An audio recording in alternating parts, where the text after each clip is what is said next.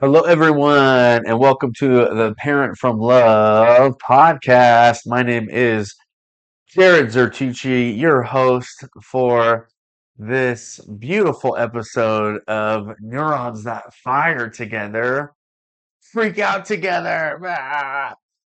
So it's kind of a riff on the whole neurons that fire together, wired together is kind of the usual way, meaning when we fire neurons in our bodies, in our brains, nervous systems, that when we're firing them together alongside someone or alongside a behavior that we're doing, this is kind of a habit creation too, right? Then they are wiring together. So when my little buddy spills something, there's one wire on the outside, and I have wired together. I get mad. I somehow just get, I don't know, it taps into some part of me that is very, I think my dad, my grandpa, maybe my mom, like getting mad at a little one for spilling is something I don't want to do. So when I freak out, right, my neurons are freaking out, my little ones' nervous systems probably freaking out too because they see me, ah, oh my God, oh, I'm thinking it's an inconvenient. Oh my gosh, how are you not careful with these and with the cups or whatever it is? And so, obviously, in a couple seconds, I'm like, oh my gosh, Jared, this is not how you want to be around spills. So, to start off this episode with a personal story. Actually, I like doing this a lot because it can show how change is possible, right? So I noticed, okay, whenever JJ spills, I get mad. I don't want to do that. That's not cool. He's just doing the best he can. And so what I ended up doing was doing a neurobehavioral reset is how I like to call it. It's a combination of a lot of different things that are from behaviorism. It's from neuro-linguistic programming, active imagination, like Jungian kind of stuff, and basically like tapping into my imagination, my mental visualize, my ability to mentally visualize. Okay, and in that realm, it's a very expansive realm. So, and love is expansive. Love is expansive. Imagination is expansive. Fear is constricting. I would say catastrophizing is constricting, right? We could use our imagination for expansive, a good, quote unquote, positivity, love, and empathy, or fear, shame, guilt, blah, blah, blah. Those nasty, icky emotions that we all get to feel, right, in our human bodies. However, when it comes to no longer wanting to feel a certain way because of an external stimuli, what I like to do that's very helpful for me, and I get to do this with parents as well, is the neurobehavioral reset, which is in a nutshell getting into a regulated space. So getting a nice, good baseline is what I like to call it. And when you get to the baseline, when you get to a regulated space, some it might be harder than others to get there. There's a lot of wisdom, a lot of creativity. Love is the best way to also describe that feeling. As my first podcast episode, what is love? That's really the whole culmination of the evolution of my practices, so to speak. So for parents that I get to support this neurobehavioral reset, I get to show them. I'm just going to speak personally. So for this one, all right, we're in the kit. I'm mentally visualizing. We're in the kitchen. JJ spills something, and I feel it in my body. It's the first thing I go to is okay. What's going on in my body? Okay, tighten chest. Shoulders are upright and ready to bounce. I don't know. Get into cleanup mode, but in an angry way. What else? maybe just like some tension in the neck. Other examples of other parents that I've got to support, they say like they see red, or there's sweaty palms, or their palms get clenched, right? Their fists get clenched. But everybody's different, so I don't want to give you too many examples because I don't want to sway you as to like what you're actually feeling, because that's important. It's very important. So what I do is then I contact that part of me by basically just putting my attention on it, opening it up, giving it some acknowledgement. Hey, I know you're there, and just wanted to say I'm acknowledging you. Thank you for being there. It protected me somehow throughout all these years, and now that I have my own son, it's not really protective. It's like anger is a very protective emotion, right? It allows us to get bigger, louder, and I want to do that to my little one. So just say thank you for protecting me. I want to acknowledge its presence because it's there out of love. It's there to help me in my life, and now it's getting in the way, and so that's okay. But I'm having this kind of conscious to unconscious, or conscious to nervous system. Unconscious is kind of a woo-woo, I know, pseudo-scientific term here, but um, I like to think of imagination and mental visualization as a conduit, a portal, so to speak, into our nervous system, so we can help it soothe it. And so, basically, with this mental visualization, neural behavioral reset, whatever you want to call it, I then start to take big, deep breaths, and I start to loosen up those parts of mine, those body parts of mine, right? Like I said, the jaw, the neck, the shoulders. I'm just loose, and then once I feel the emotion of fear or anger, or fear maybe of someone bigger than me getting mad at me, that's probably what it came from, really. Knowing that, okay, that's not gonna happen. I'm gonna be okay. It's gonna be okay when JJ spills, and in that space, I'm having empathy for my little one. I'm able to not only put myself in their shoes and his shoes, but also like come from a place where, okay, what might be connective in that spot? What might be more love, right? From love. What might be a thing I can do that's being a parent from love?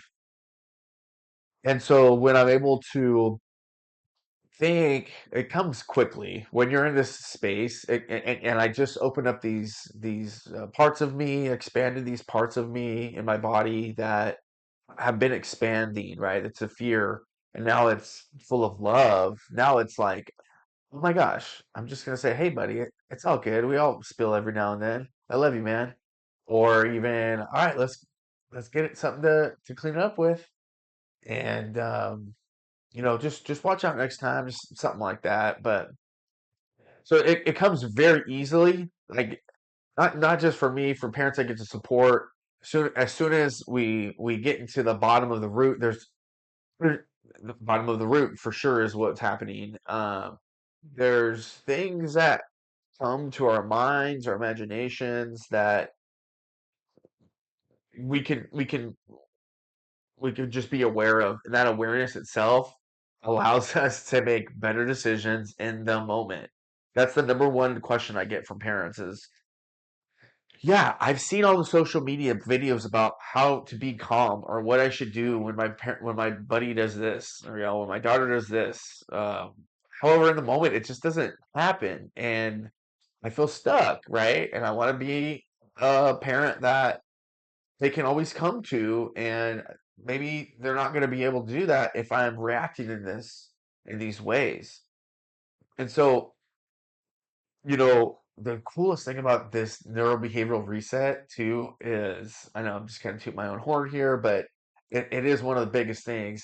You don't have to air out your dirty laundry, as one of my clients would say. You don't have to tell me your past. You don't have to tell me about things that you might be ashamed of telling someone. That's totally fine. The awareness is where it is at. The body is what I'm going to help you with opening and expanding. And that is the information that I need. Sometimes I will elicit or I will ask if there's an image, a thought that comes to mind. And if you can tell me, great, because I can help you, I guide you a little bit closer to where you want to go.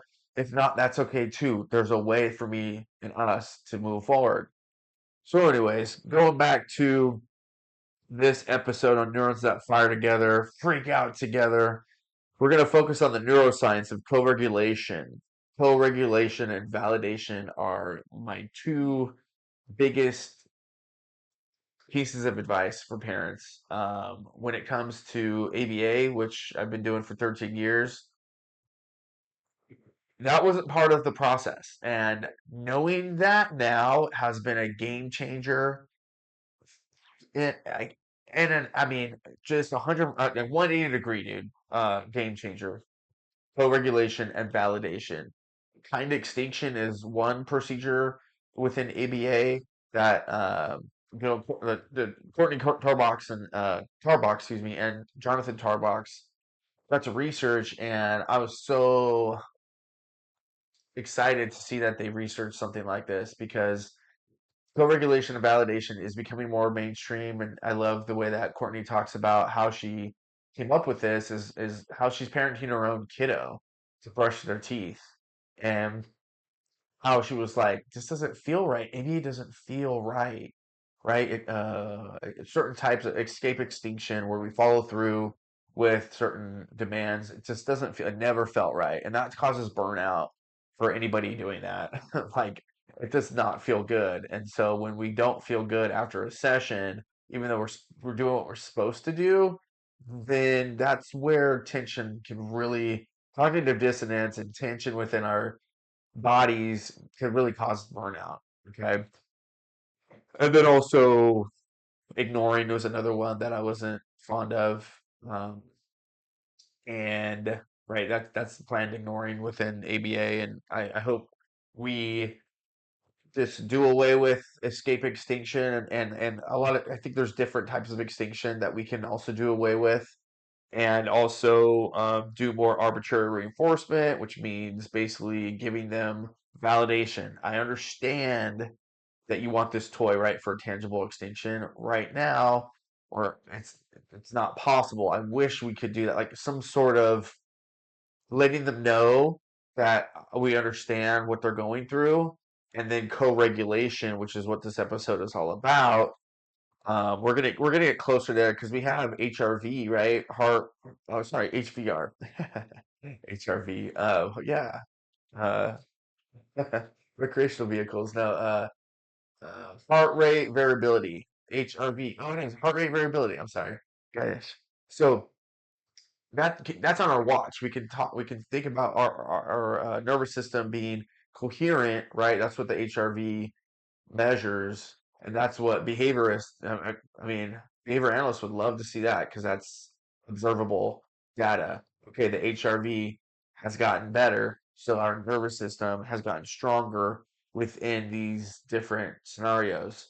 So that's one research study that I would love to start because I think that's the bridge between neuroscience and behaviorism is HRV, right? Is these wearable devices that we can have. All right, so co-regulation. Yes, it explains how children mirror their caregivers' emotional states. And as leaders, those of you in LinkedIn Live, right now I'm on LinkedIn Live, Facebook Live, and the Parent from Love group, and also on TikTok, Parent from Love at Parent from Love. So check them out. I'm not gonna be able to take questions during this, just the way I set it up today. Trying to get a clear recording for YouTube. Um, and I'll answer questions though in the next, or I could just, reach out directly to you to answer those questions. But for now, I want to let you know that when our children mirror our emotional states, or our employees, right, or others around us, our colleagues, how staying calm ourselves can help those around us regulate their emotions. Okay, so this episode covers topics like mirror neurons, emotional contagions, the power of co-regulation versus simply telling a child to calm down, or it's okay, it's not a big deal, or spinning it in positivity some way, sugarcoating it, that doesn't get to the heart of the emotion, and then when that doesn't happen, then the emotion just keeps ringing in the body and until, oh gosh, it's let out in some other ways. So it helps your child regulate their emotions. Okay. Oh, we're gonna also practical grounding techniques for parents. Now, there's a cool quote from Daniel Siegel, Dr. Dan Siegel. Attunement is the silent language of love. And it's Parent from Love podcast. Thank you, Daniel Siegel, for the drop. Attunement is the silent language of love. So I love stories. I'm going to open this up with a story, or I guess open the information up with a story. Getting out the door for school. 6-year-old Ava is yelling from the hallway. Her jacket feels weird. Her sock won't stay up, and she will not wear her shoes. Boomer Bob from the kitchen says, she's being dramatic. Just make her get dressed already. Millennial Mike, already flustered, says, every morning is like this. I've tried everything. Timeouts, charts, nothing works. The sage, the wise ancient elder, sipping his tea by the door, says, you're both spiraling. She's not disobeying. Her nervous system is overwhelmed. Yeah, well, so is mine, says Millennial Mike. Exactly. Your nervous systems are sinking. You want her to calm down, you go first. Mike exhales, drops to one knee, quietly says, I know it's frustrating. Let's take a breath together. They breathe. Ava sniffles, then slowly slips on her shoes. You didn't even yell, says Burmer Bob. That's new. Co-regulation, Dad, says Millennial Mike. I'm basically a human white noise machine now. The sage looks up and says, and she's learning how to calm by watching you do it. I don't know why I got emotional there. So, it's very key. It's a good story to just kind of get us off the right foot, right? You know that feeling when your kid is anxious, and suddenly so are you. That's not a coincidence. It's neuroscience. Today, we're going to unpack mirror neurons, emotional contagion, and why staying calm is more powerful than any time out. So, mirror neurons and attunement. The mirror neurons are brain cells that fire both when we do something and when we observe someone else doing it. This is the biological foundation for empathy, imitation, and emotional contagion. Children, especially in early years, are wired to mirror the emotional states of their caregivers. So this was originally discovered by D. Pellegrino in 1992. In macaque monkeys, certain neurons in the premotor cortex fired both when the monkey grasped an object and when it saw a human do the same. Some more human studies. Ayal Kabani, 1999, Rosalotti and Craig Hero, 2004. Using fMRI, researchers found similar mirror-like activity in human premotor and parietal areas, suggesting a role in imitation, learning, and empathy. And when it comes to social cognition, Gillies and Goldman in 1998, they found out that mirror neurons are believed to support embodied simulation, allowing individuals to understand others' emotions and intentions by internally stimulating their actions and feelings. And the next one is emotion and empathy. And this one's by Wicker et al., 2003. So, brain imaging shows that the insula Active when a person feels disgust. So this insula is active, it corresponds to disgust. Also activates when they see someone else looking disgusted. This supports the idea that mirror neurons extend to emotional experiences, not just physical actions. So the implications here are mirror neurons help explain how humans connect emotionally and socially by feeling into another's experience.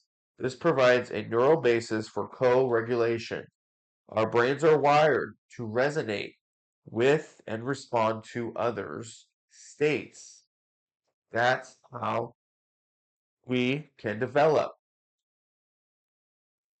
Your child learns how to be human by watching you, not what you say, but what you model. So go back to the spill. I was modeling to my son, "Oh my God, you can't make mistakes. No, you can't make accidents. Like accidents are not okay." Like with my response of anger, because that's obviously pretty scary. He probably got pretty afraid of that, and you can kind of just put any example, any situation there where what we say, what we model for our young ones, and the scripts that we can have, right? When they do something that maybe they're already ashamed of, maybe they're already understand the emotion that's kind of tied to what their behavior was. We don't need to add any more onto it. We can, again, if it's hard right now, I get it because was there. Okay, neurobehavioral reset or some sort of nervous system somatic based neural reset is what is very effective. It's I was very skeptical at first when it first happened. Like, how is this so easy? Like, how can we're 2000 well, I think I was like 2023 when I figured that out. But even today, like, how is that more people know about this? So that's why I'm out here doing a podcast. This is really good information. It's very simple to do. What that I hope you don't mind me going back to this because it's very life changing. I gotta talk about this a lot more. Is the fact that once you do it with someone, once someone guides you, I'd say 3 or 4 times, maybe more. You could do it by yourself. You could do it with someone else. You could do it with your child. That's the real ripple effect. That is the bee's knees. I can I already know it's going to help their academic performance, athletic performance.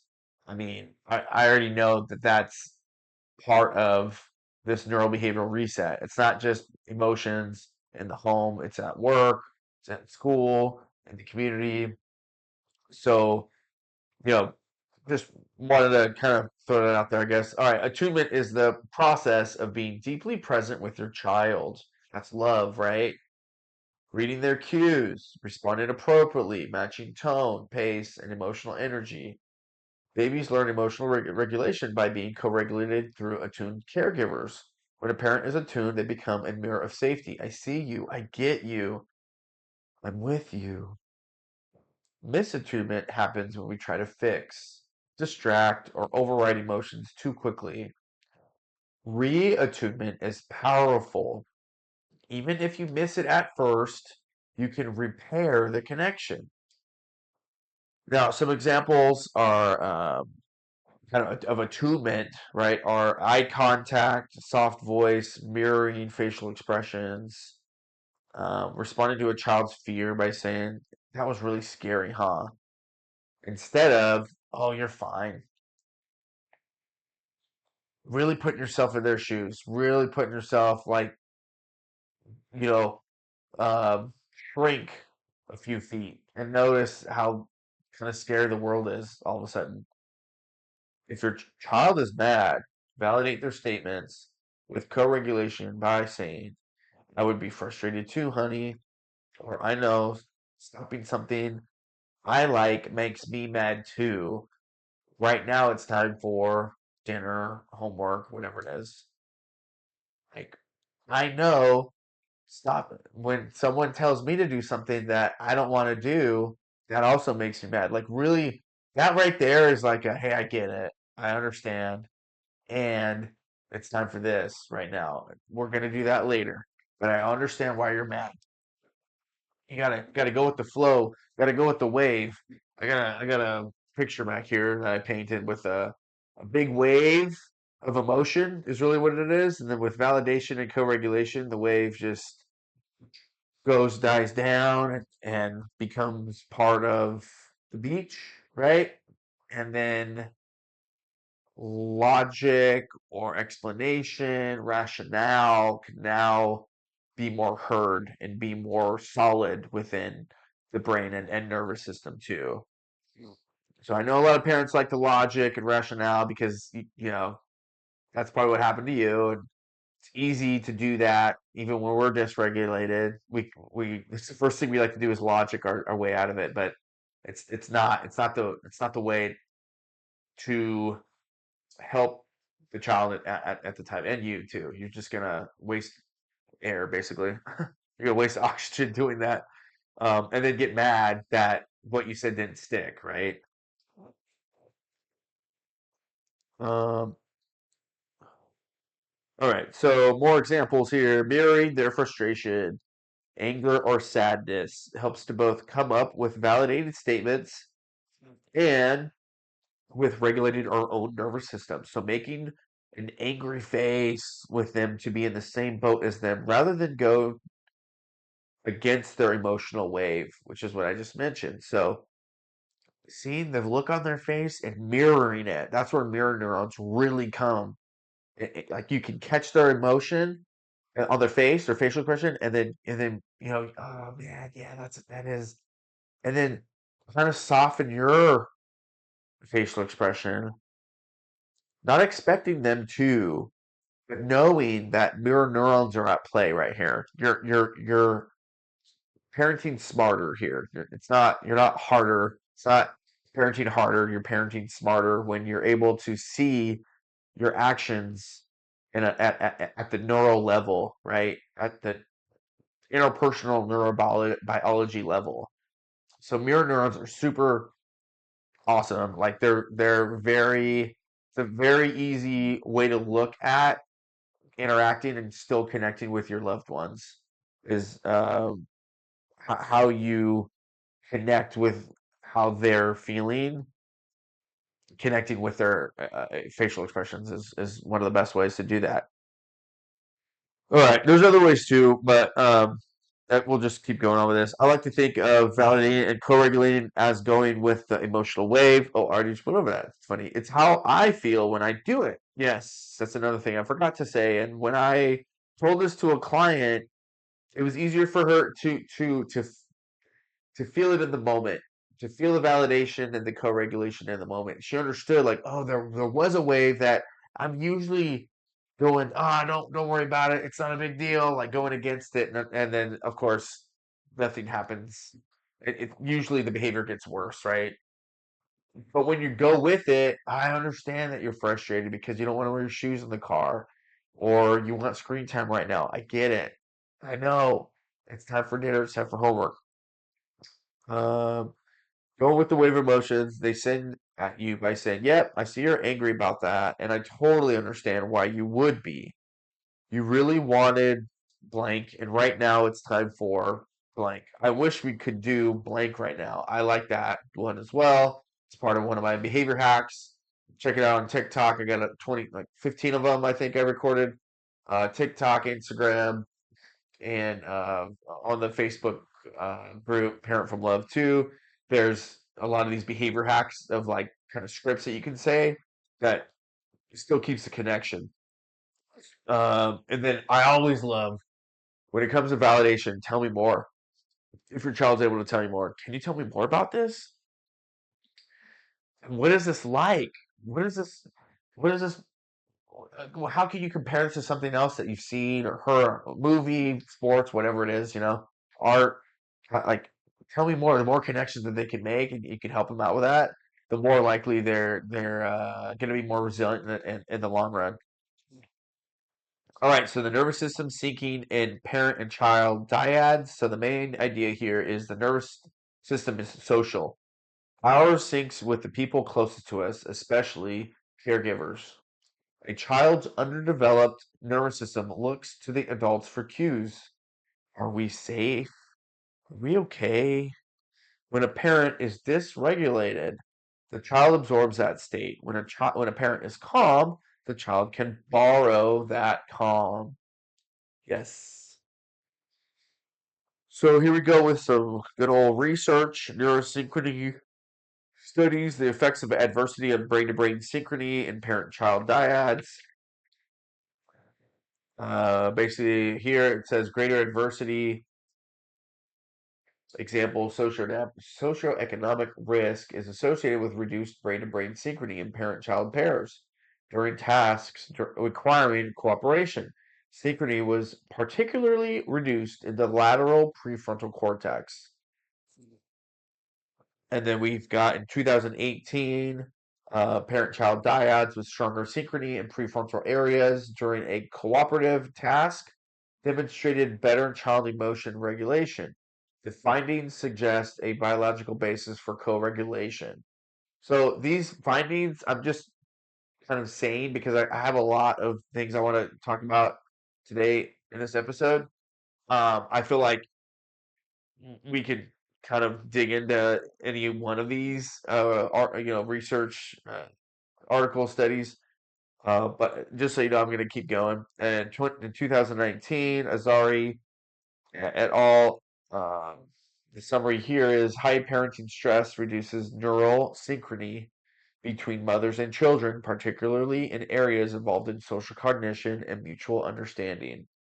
So there's high parenting stress reduces neural synchrony between mothers and children, particularly in areas involved in social cognition and mutual understanding. I gotcha. So the more stressed out we are, the less in sync we are, which makes sense.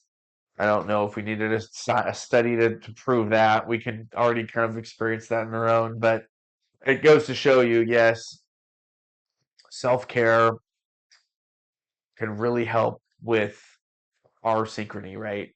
Like pushing, kind of getting stressed out in a way that is healthy, that's out of our system. If we're feeling overwhelmed or burnt out, ask for help, ask for help, ask for help so you can reduce the cortisol, reduce the stress in your body, and you can be, more you, right? There's other ways that I like to like talk about self-care with parents.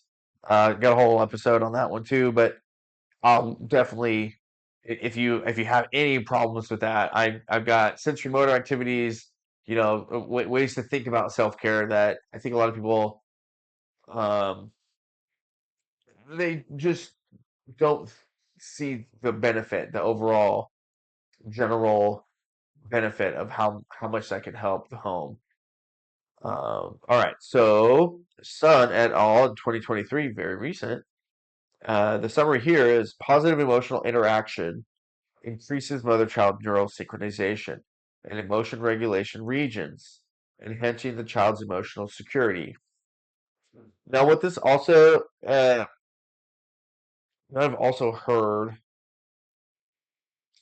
and the more emotionally secure our children are, or even just adults too, developing, the the more likely they are to develop all the different regions of their brain. So emotional, somatic, right in the body. Oh gosh, hormonal. The different type of things that could go awry when a child doesn't feel safe, or loved, right? Parent from love is its own podcast here, but I just wanted to kind of throw that out there. Physiological synchrony studies. So Atzel in 2013 found out that mothers and infants exhibit synchrony in heart rate and other autonomic signals during face-to-face interactions. Aww. supporting attachment and regulation, co-regulation. Waters et al. 2017 found out that emotional states can be caught through touch and proximity. Negative emotions are especially contagious, highlighting the importance of adult emotional regulation. So, these are all studies that correspond with co-regulation and mirror neurons and how important those are. So, again, co-regulation is when our internal states talk to each other, even without words.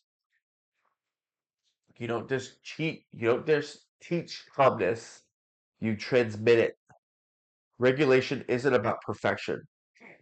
It's about being aware and repairing when dysregulated. And I mean, I can talk about repairing and how important that is. If you want to check out Dr. Becky, who's good inside, she has a whole TED talk on it. That's her whole topic. Does a wonderful job talking about it because I think it's something that parents can always do. Like, we're gonna mess up, right? And so when you're able to learn how to repair and be the adult, take accountability for what you do or what you did and model that, like, wow, what an adult mature thing to do to any young person, right? They're definitely going to be able to take that out into the real world and again, ripple effect, be another mature adult that's out in the world. um all right, so regulation isn't about perfection. So again, we're not all perfect, and if we don't do it, we can always repair, which to me means I'm sorry, Dad got angry and yelled. I understand that could cause uh, you to be afraid, you to get scared, and I didn't mean. And the reason why, you can even go into the reason if you want to, but it has nothing to do with you, buddy. It has everything to do with Dad and feeling tired, having a rough day today. If you want to go into that, you don't have to do that. We want to protect our kids from, kind of adult stressors, but you basically the goal there is to let them know it's not their fault because little people have a easy time thinking that it's their fault. They have a very egocentric way to look at things. And so the more that we can fill in that information with, it's not your fault, it's mine. Let's do this time. Let's do it this way next time. Or next time, I'm going to try to do it this way. I'm going to try to let you know that now's not a good time to talk. And I just want you to know that maybe I can need a break sometimes. It's totally not anything about you. It's just something that Dad wants to get to have sometimes. Love you, bud. This is a good chat. However you want to do it. This is super off the top of my head, but you get the point. That's very crucial for them to not to take it personal. So chronic stress in parents equals chronic stress in kids.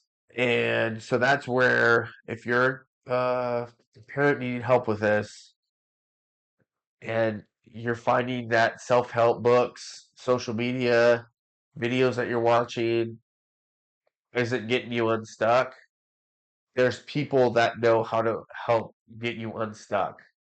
I'm one of those people, and I don't want to be one of those people for you for years and years and years. There's certain skills and certain tools that again I'm gonna impart on you and give you to where you won't need me anymore. You're going to do to get unstuck, and anytime that you get stuck, you'll know exactly how to do it. And if not, you can always call and we'll do it again. Just the maintenance kind of sessions too. So that's why I'm doing this because the chronic stress in parents and chronic stress in kids is everywhere right now. I mean, look at our world. It's upside down. So of course we're going to have chronic stress, not only just because of work and maybe our immediate lifestyles, but you take a look outside of our lifestyles and it's chaotic. It's not right. So of course it's going to cause tension and stress. And so what better way to get help than to connect with someone that you trust and you get that help that you need for you and your kiddos. Tools like breathing, slowing down your voice, and grounding yourself first can shift the whole dynamic. And then I talked about the neurobehavioral reset. Those things are just every parent, every caretaker, anyone like taking care of a young person. It's really crucial for them to understand how easy it is to get unstuck and like how a professional can help you with that. So some examples of this, of co-regulation is a parent running late and rushing around. Oh boy, that was my dad for sure. The child starts whining, panicking and melting down. Rushing is another way to get children in a tizzy, right? In a behavior that we might not even notice that we're rushing around because that's our default. However, just be cognizant, be aware of your body and maybe even your heart rate, but more of along the lines of how quickly you're talking, how quickly you're moving, and notice maybe how your kiddos are seeing you too. Because again, that tizzy feeling, panic, rushing around, right? Urgencies, like the positive way to say it, I guess, but uh, can be pretty rough on a little nervous system, you know. All right, next one. When a child protests or ignores their parent and the parent raises their voice to maybe get their way, if the only way your child does what you tell them to do is by raising your voice, then that is the bar you have set for them. No yelling equals I don't need to take mom or dad seriously. I know it can be a vicious cycle. This may be why you're listening to this podcast. There is a more connective way that just feels right. Co-regulation and validating statements is it. It's a muscle you need to work out, and it can start right now. So I got to go over this one again because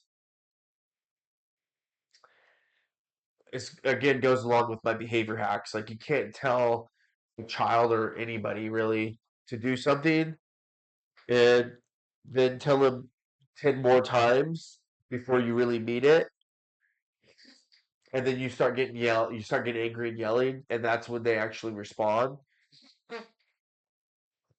Um, what you want to do is have the goal be two, maybe three times that you tell them, maybe, and you mean it. And when I say by you mean it, your words matter. Words matter. And the more that you just throw out demands and you're watering your words down, your words are not potent anymore. So when you're throwing words out and it's nothing's happening, you're just teaching them you can listen to my words and I don't what I'm saying isn't really mattering. It's not something that you need to take seriously. So before you even want to place a demand, you want to think about, can I follow this up? Can I follow this up with a tap on the shoulder? Can I follow this up with going up to them and looking at their eyes, going to their eye, level and saying this again? If not, if I'm getting ready in the other room, cooking, doing something else, I'm not going to say the request if it's something that I really want happen. Now, when I'm ready to place the request, um, I'm ready to follow through with it. Meaning, hey, buddy, can you take out the trash? I don't know, put your toys away, anything. Get off screen time. Here we go. Um, and then, okay, get closer in proximity, and even say like maybe like a two words. Hey, bud, screen time. And then again, third request, up on the screen time and saying, okay, let's go. You know what to do. So that's 3 times. Uh, I know a lot of parents who just, and because I've been there, I've been in homes, right? I've been in homes. That's why I know how parents can react or respond to different uh, behaviors. Is being in the homes for so long and realizing, oh man, some parents do it that way. Okay, we need or I did it that way too. I did it that way when I first started off in the ABA field, and the supervisor told me, hey, how many times are you telling this guy a demand before you're actually following, like you're actually meaning it, right? And so um, I also think my dad did a pretty good job with this, of like not watering his words down, but hey, when I say it's time to do this, it's time. So that comes down to worthiness too, but I don't need to go there. That's a little deep for this podcast. And that's something that again we can, if you need help with something like that, then feel free to reach out, or just reach out to someone that you trust, that you can talk to them about something like that, because that's a that corresponds with a lot of different things that um, can make things so much easier once you find the root and are able to kind of dig and be curious about it, look at it, and then release. So let's see here. Another example is regulated parent walks into a room. Yeah, that's an emotional anchor. There we go. So the difference between calm down and being calm. Calm down is a command. I mean, let's just be honest, that never works. If you tell someone that, being calm is an invitation. So when you're calm, you're regulated, they're able to take that with them. Kids don't calm down because we tell them to, they calm down because we show them how. Saying calm down without embodying calm can escalate the child's distress. It feels invalidating and controlling. One thing that I like to do is not only like do my best to be calm, but just model. I'm kind of being as loud as I can with breathing because it's contagious. Yawns are contagious, and I feel like so are deep breaths. If I hear someone doing that, maybe some of you have done that already just now. Oh, with me doing it, it's it can be very contagious, and if that, you can even say, hey buddy, can you take a deep breath with me? Let's try it out. Blow out the candles. Dragon breaths, bubble breaths, whatever you want to call it. Let's make your belly like a bubble. There's different ways that you can kind of have fun with deep breathing. Um, so definitely Google that or ChatGPT it, whatever, because that skill right there, I would have loved as a little kid. No one told me to take a deep breath. I didn't know how to calm down. However, now we can help our young ones through, we can do it in a playful way and stuff when they're uh, chaotic or just dysregulated, excited or angry, whatever it may be. Kids don't calm down because we tell them to, we show them how, right? So saying calm down without embodying calm can escalate the child's distress. Feels invalidating and controlling. Okay, so talking points here. Our children learn through modeling, not mandates. Nervous systems don't respond to logic when dysregulated, they respond to felt safety. Tone, posture, and presence of a parent have more impact than words. Calm is not passive. I think that's a really good thing to repeat. Calm is not passive. It's active regulation. It takes awareness and intention. Calm is not passive.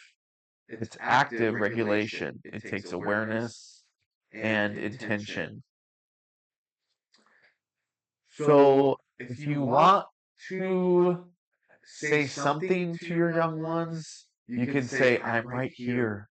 Or even, let's take a deep breath together, like I said earlier. Or even, it's okay to feel upset. I got you. I love you. Or validating, I know what you feel like. I know when I was your age, this happened, and I felt the same way. Something like that like comes up, and you're vulnerable with them.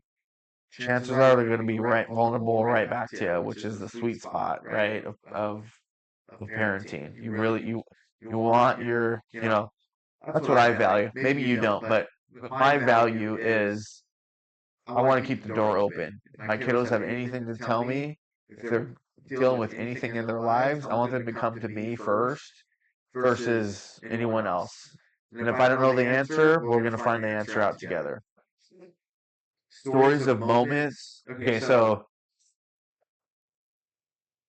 how about this? So yeah, if you have any stories or moments when your calm turned the tide, and moments when you weren't calm, and then it escalated things. You can look back and maybe think back on a calm time and how you were feeling and how your kiddos were feeling, and then think back on a dysregulated time and how you were feeling and how your kiddos were feeling. And notice what's in your body too. When you go to dysregulated, uh, kind of visualization, right, or imagining that, see what's happening in your body, and then see what you want to do with that. What calls you to do something about that? Maybe there's a discomfort, some tension, something like that. All right, so grounding techniques parents can try. Grounding basically is returning to the present moment and calming the body's stress response. So, calming the body's nervous system, creating this coherence between heart and brain waves is another way to look at it. But right now, grounding is just we can feel like our attention is outward, and that to me is not grounded. It's not regulated either. When we're able to put our attention and our focus, I like to put it down below my gut. Like there's this right between my right under the belly button. Either there, which I guess there's like a term for it, it's a hara, and the heart, the chest. These two spots, it helps me ground. It helps me be very present quickly. And breathing obviously is another way. So breathing in, like thinking of the oxygen going into your belly, and then releasing it. Well, if we're able to do this, we're able to regulate before responding to our child, right? We're not reacting. We're not knee-jerk reaction. Knee-jerk reacting. There we go. We are responding with more intention, with love. This is not just for crises either. It's really good for transitions, which are really difficult for kids and some adults too, right? But transitions can be very difficult. And so taking the time to be intentional about transitions. What would if I were my little buddy, what would something that I would want my parent to do? Because our kiddos don't have the schedule in their minds. Our kiddos don't have it on their phone, right? Or their calendar. They don't know the next thing that's happening a lot of the time. If they're older, maybe they're having a better time with transitions. Um, and even if the transition happens every morning during the routine or every night during the routine, depending on the age, I would say 8 or below, just to kind of keep it very yeah, 8 or below, they're going to need more scaffolding, prompting, help, whatever you want to call it, from the adult. You cannot co-regulate your child if you're not grounded yourself. Grounding techniques make you more responsive and less reactive. Grounding in physical, sensory, and immediate. Grounding is physical, sensory, and immediate. Sensory, the body needs to feel safe.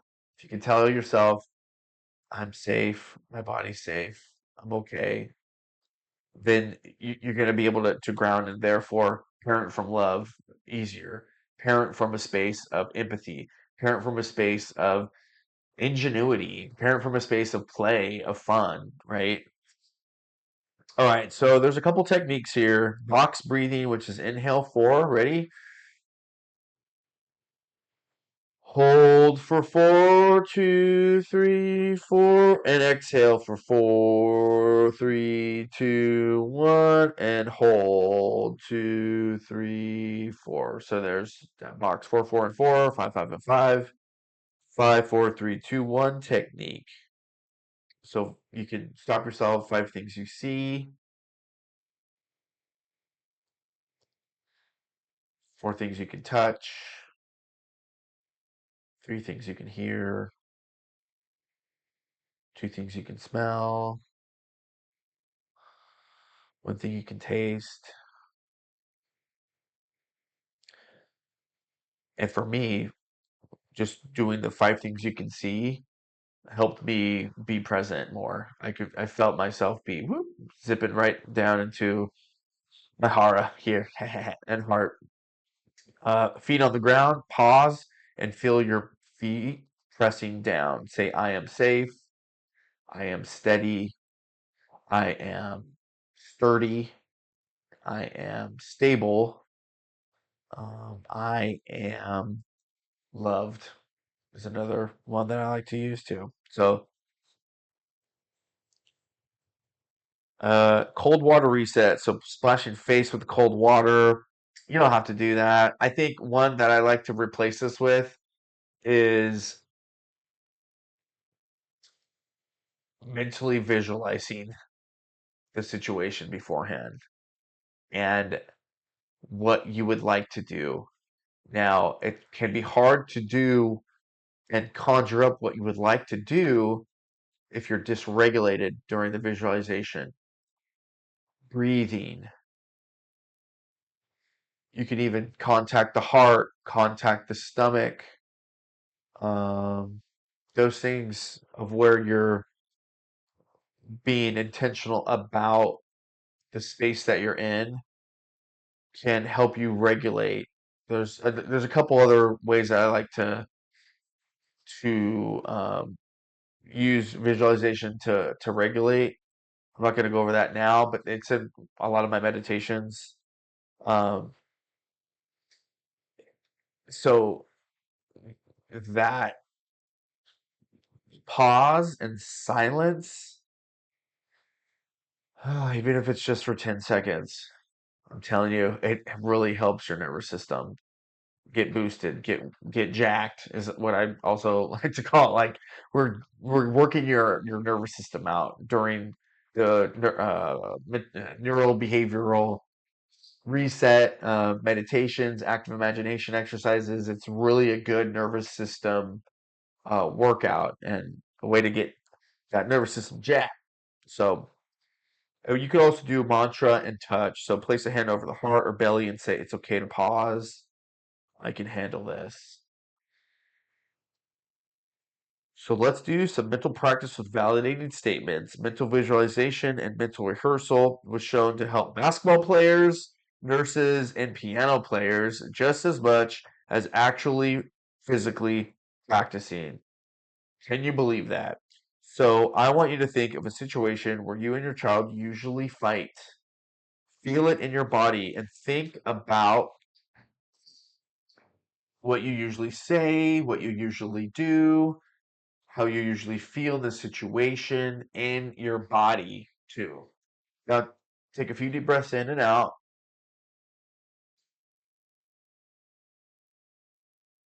and come to a place of love, of having an open heart, empathy, and compassion. Imagine there being a light in your heart. This is the one that I really like to use. And that light can be any color or colors. And imagine that light radiating out fuller and more fully. Have that light become brighter and brighter and brighter.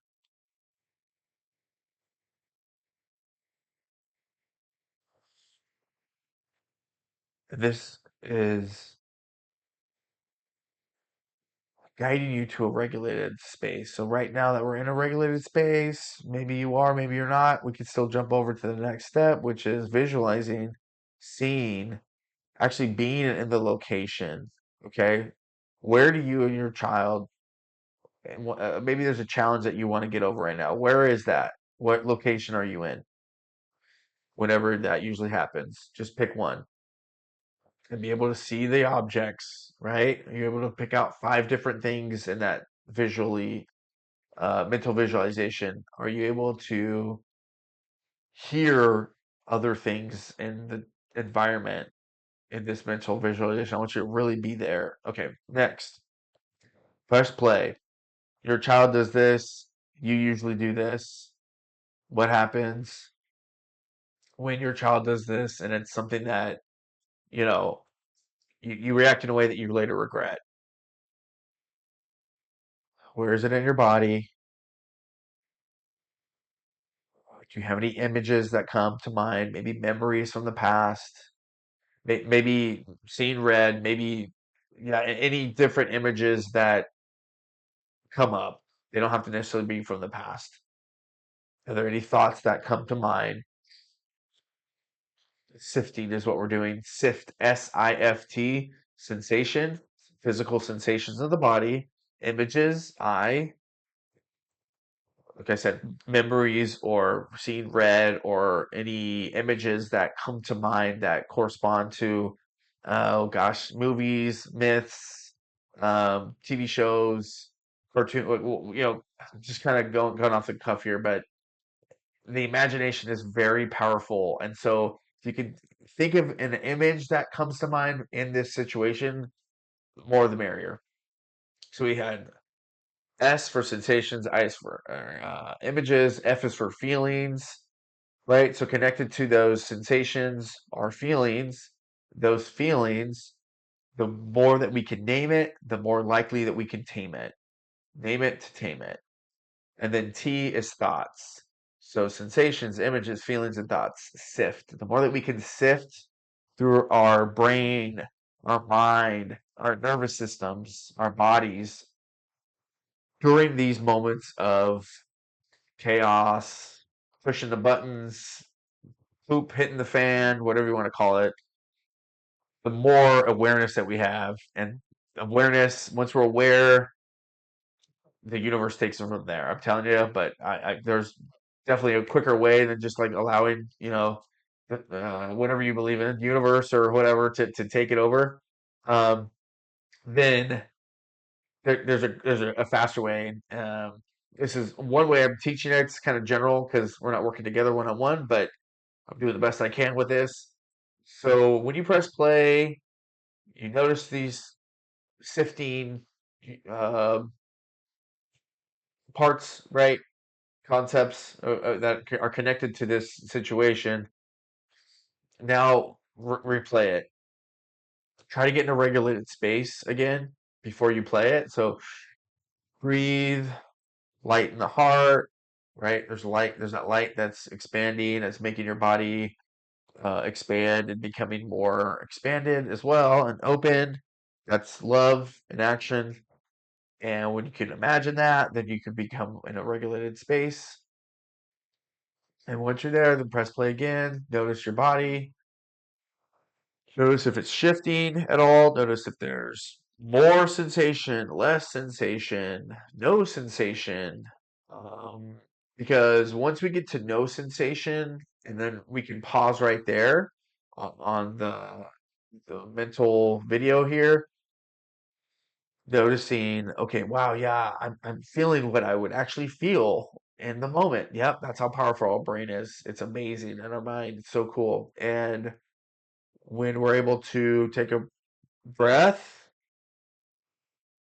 acknowledge this parts of us that are trying to protect us, that are there for reasons that are no longer serving us when we're with our kiddos, expressing gratitude for that part of us, then allowing your body to open and feeling those parts, imagining those parts that have were constricted you know, at one time, just now, when you did the visualization, they're now opening, they're now expanding, they're now more loose, they're now filled with blank, filled with any emotion, feeling, any word. They're now filled with, I'm not going to say anything because I don't want to contort what you're already thinking. Now you might be in a better space to think about, what do I want to do instead? Or what do I want to do beforehand so we don't have to get to this? Or what do I need to do now to help with this situation? Let me give you some time to do that.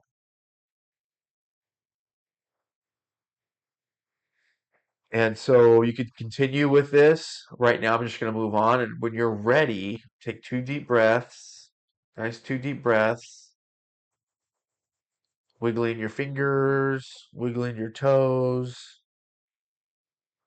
And one last deep breath. Oh, and open your eyes. So I hope you found that somewhat beneficial.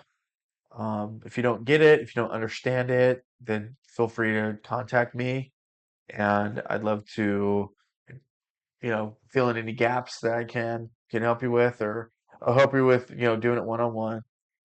Here's a couple try this at home activities. So try this at home, copycat. No talking. Take 3 minutes to mirror your child's body movements or facial expressions without speaking. It builds attunement for sure. And it's definitely going to make you both laugh. 100%. So, another try this at home activity, the limp noodle game. Play this with your child or imagine doing it. You go stiff like a board, then try to melt you into, oh, they try to melt you into a relaxed noodle. So they're going to try to melt you into a relaxed noodle. So, whatever that means, however they want to take it, it's called the limp noodle game. Then you switch. It's silly, but it teaches tension versus relaxation with the body, and is great practice for attuning to each other's tense versus relaxed states.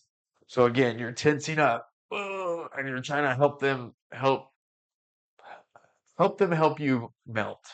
So the limp noodle, boiling water, right? And then you're just kind of, loosey goosey. Oh wow, loosey goosey, loosey goosey, and loosey goosey, loosey. So closing thought here is, co-regulation is your parenting superpower. You don't have to control every moment. You just have to sink and soften. Next time we'll explore why play isn't just fun. It's emotional rocket fuel. So thank you so much for watching, everybody. If you have any questions, please feel free to email them over to me or direct message them. Jerrod, Jerrod at parentfromlove.com. Hope to see you soon, and smile. You are unconditionally loved.